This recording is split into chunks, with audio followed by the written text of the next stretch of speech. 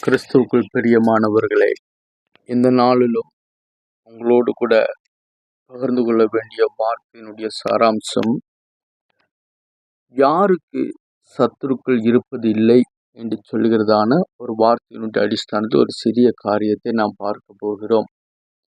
5 நிமிட இந்த வீடியோவில் நாம் சிந்திக்கிறதான ஒரு காரியம், யாருக்கு சத்துருக்கள் கிடையாது. இந்த பூமியில சத்துருக்கள் இல்லாத ஒரு மனுஷர்கள் இந்த பூமியில யாருமே இல்லை என்று சொல்லி நம்ம பார்க்கிறோம். எல்லாருடைய வாழ்க்கையிலும் சத்துருக்கள் இந்த பூமியிலே நிறைந்திருக்கிறதான ஒரு சூழ்நிலை. அது குடும்ப உறவுகள் இருக்கிறதான தாய் தகப்பனாய் இருக்கலாம், இல்லை உடன்பிறப்புகளாக இருக்கலாம், இல்லை மாமன் மைச்சான், இப்படி நிறைய உறவுகள் நம்முடைய வாழ்க்கையில உண்டு. மனைவி, பிள்ளைகள்.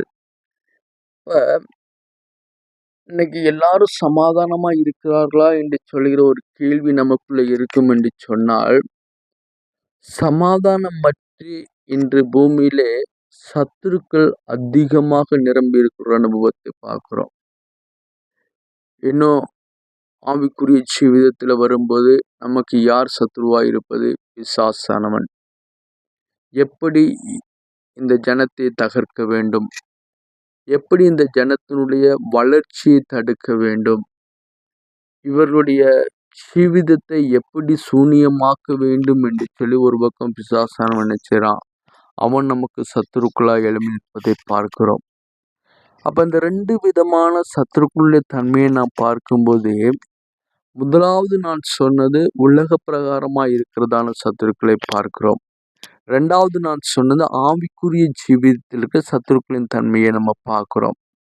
ஆனா இந்த சத்துருக்களுடைய இந்த போராட்டமானது அநேகருடைய வாழ்க்கையில அவர்கள் சோர்வடைகிறதான சூழ்நிலையை நம்ம பார்க்கிறோம். அவர்கள் பேசுகிற விதங்கள், அவர்களுடைய அந்த அவர்கள் பேச வேண்டிய காரியங்கள், இதெல்லாமே நாம் கேட்கும்போது நாம் நினைக்கிற ஒரு காரியம் என்ன அப்படின்னு சொன்னா, என்னுடைய வாழ்க்கையில தேவனுக்காக நான் எல்லாவற்றையும் சரியா தானே நான் செய்கிறேன். அப்ப ஏன் எனக்கு சத்துரு என்று சொல்லி அநேக நேரம் நம்ம என்ன செய்கிறோம்? சிந்திக்கிற ஒரு சூழ்நிலை உண்டு. செபிக்கிறோம், வேதம் வாசிக்கிறோம், காணிக்கைகள் கொடுக்கிறோம். அப்ப எல்லாவற்றையும் செய்கிற எனக்குள்ள ஏன் எனக்கு சத்துருக்கள் என்று சொல்லி நாம் என்ன செய்கிறோம்? சிந்திக்கிற ஒரு சூழ்நிலை உண்டு. ஆனா அந்த சிந்தனையினுடைய அடிஸ்தானத்துல அந்த சாராம்சத்தை நாம் பார்க்கும் பொழுது, என்னுடைய வாழ்க்கையில நான் வேதத்தை வாசிக்கிறேன், ஜெபிக்கிறேன், ஆலயத்துக்கு போறேன் என்று சொன்னாலும், எங்க என்னுடைய வாழ்க்கையில ஒரு குறைபாடுகள் இருக்கிறது என்று சொல்லி யாருமே சிந்தித்து பார்ப்பது கிடையாது. நம்முடைய மனநிலைமையெல்லாம் என்ன அப்படின்னு சொன்னா, கொஞ்ச நேரம் நம்ம ஜெபம் பண்ணிட்டோம் அப்படின்னு சொன்னா, நினைச்சிறேன் நான் சரியானவன், இல்லை நாணயத்துக்கு போவதனால நான் சரியானவர்கள், நான் ஜெபிப்பதனால நான் சரியானவர்கள் என்று சொல்லி என்ன செய்றோம்? தன்னைத்தானே ஏமாற்றி கொண்டிருக்கிறதான ஒரு அனுபவத்தை நம்ம பார்க்கிறோம். இப்ப நம்முடைய பாதைகள், நம்முடைய காரியங்கள் செம்மையா இருந்தால் நமக்கு சத்துருக்கள் இருப்பதில்லை என்று சொல்லி வேதம் சொல்லுகிறது. அப்ப யாருக்கு தேவன் சமாதானத்தை கொடுப்பார் இல்லையா அப்படின்னு சொல்லி நம்ம பார்க்கும்போது, நீதிமொழிகள் 16ஆம் அதிகாரத்தினுடைய 7வது வசனத்தை நான் வாசிக்கிறேன்.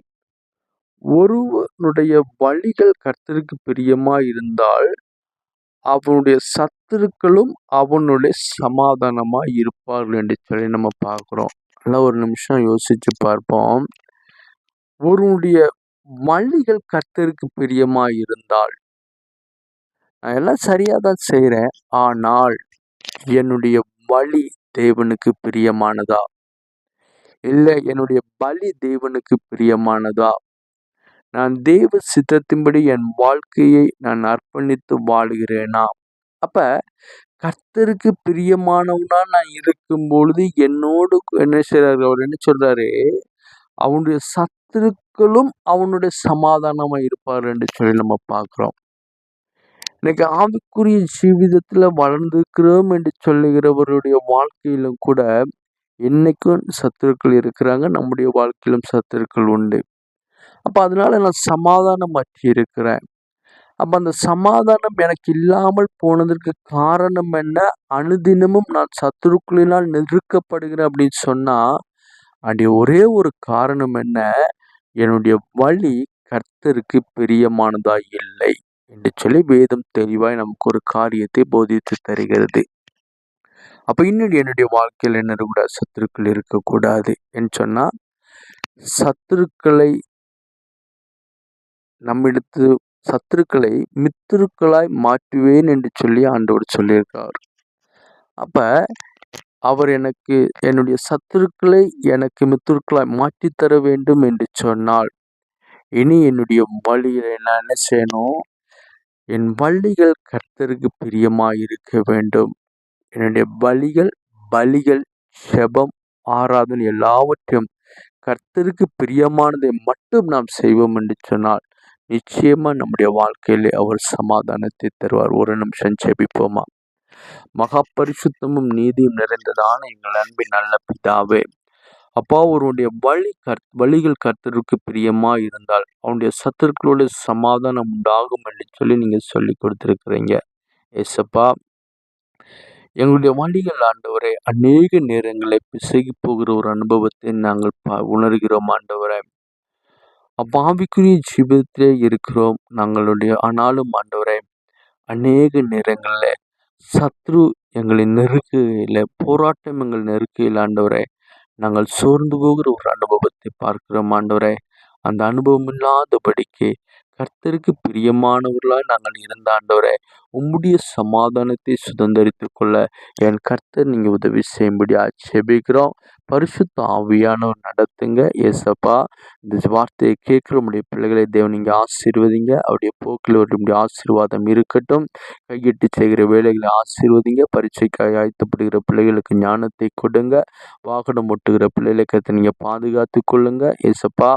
ஆண்டவரே, பலவீனத்தோடு இருக்கிற பிள்ளைகளை பலப்படுத்தி, ஆண்டவரை யாருக்கு என்ன குறைபாடுகள் இருந்தாலும் அந்த குறைகள் எல்லாவற்றையும் மாற்றி ஆண்டவரே, உம்முடைய பிள்ளைகளுடைய வாழ்க்கையில சம்பூர்ண ஆசீர்வாதத்தை என் கர்த்தர் நீங்க கொடுப்பதற்காக சோத்திரம். ஆவியானுடைய கரங்களுக்குள் ஒப்பு கொடுக்கிறேன். இந்த நாளை ஆசீர்வதியும் பரிசுத்தப்படுத்த இயேசுவின் மூலம் ஜெபங்கள் நல்ல பிதாவே. ஆமென், ஆமென், ஆமென்.